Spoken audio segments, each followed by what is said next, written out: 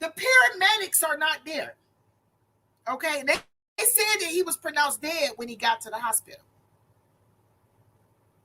I want y'all to look at those three men and how they're standing around this man's body. To me, he looks dead laying right there.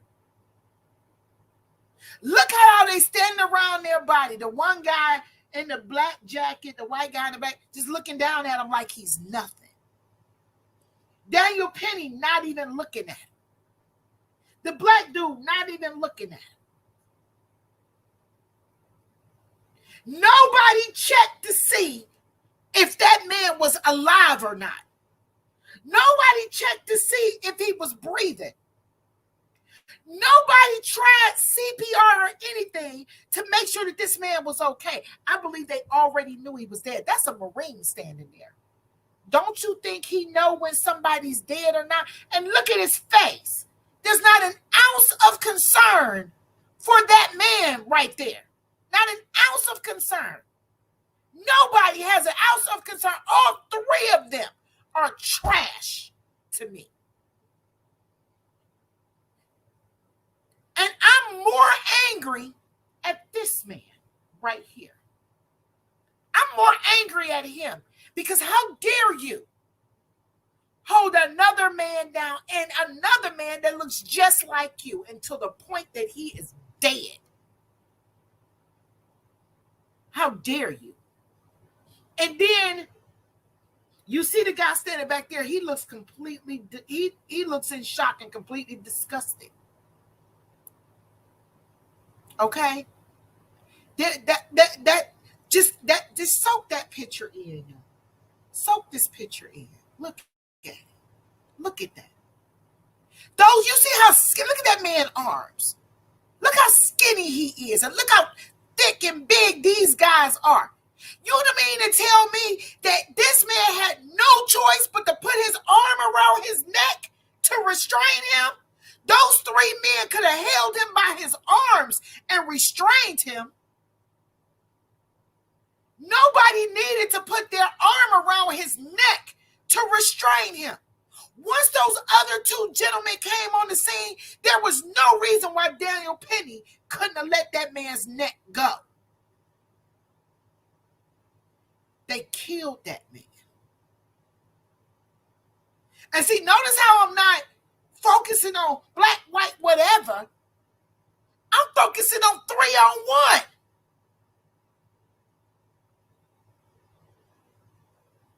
There was no reason why all three of these men could not have restrained this man without him being choked to death.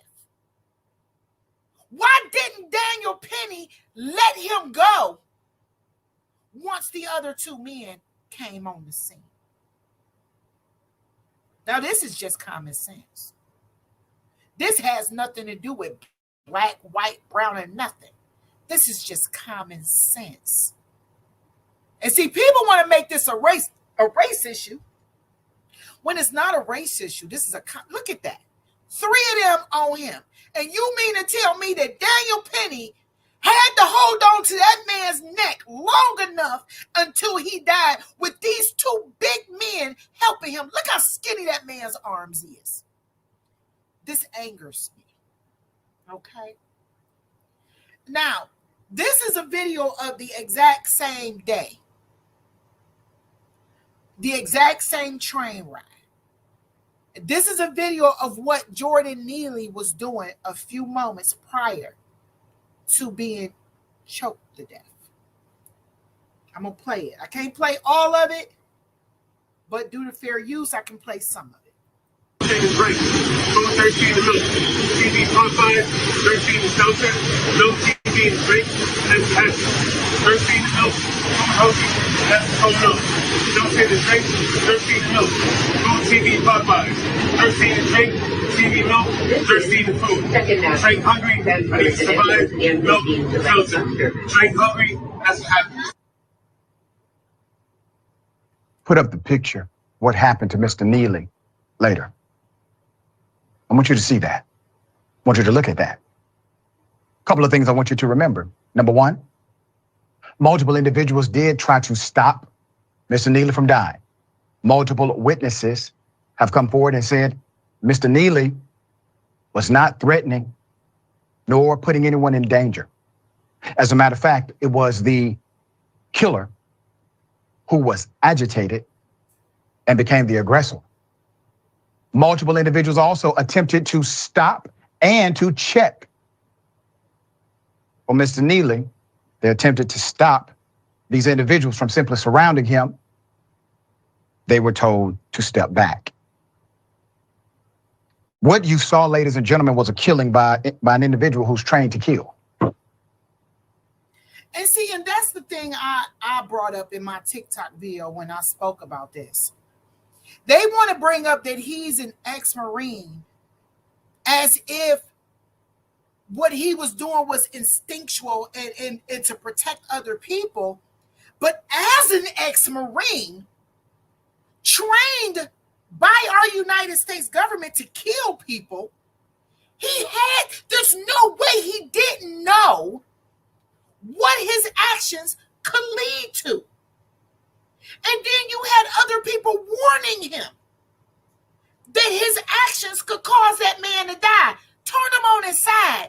Get him off his back so he don't choke on his own spit. These are what passengers were telling him.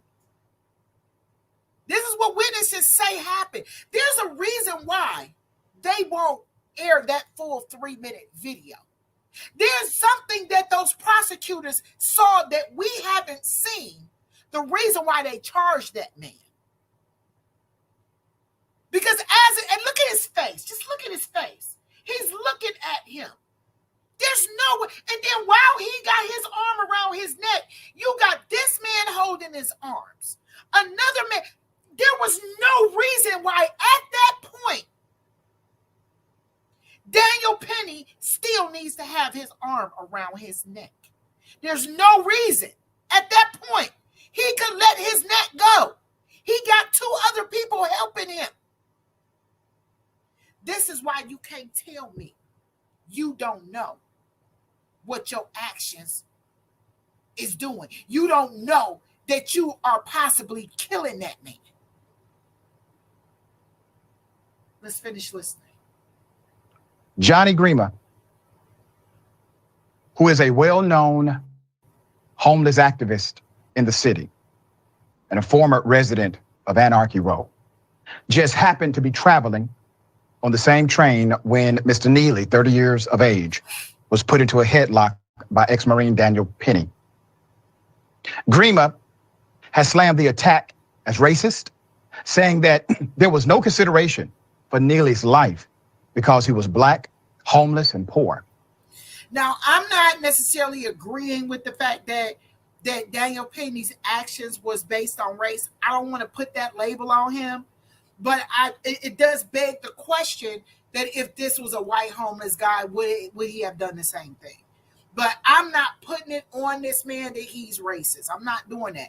I just feel like there was a depraved indifference for human life, period, on the parts of all 3 men.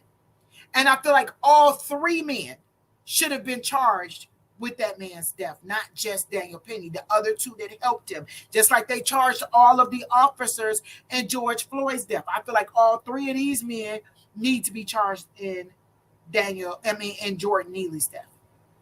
He recalled how he told people to put the man on his side to stop him from choking on his own spit, but he was told to stop by Penny as he watched the life drain from Mr. Neely's eyes on the F train.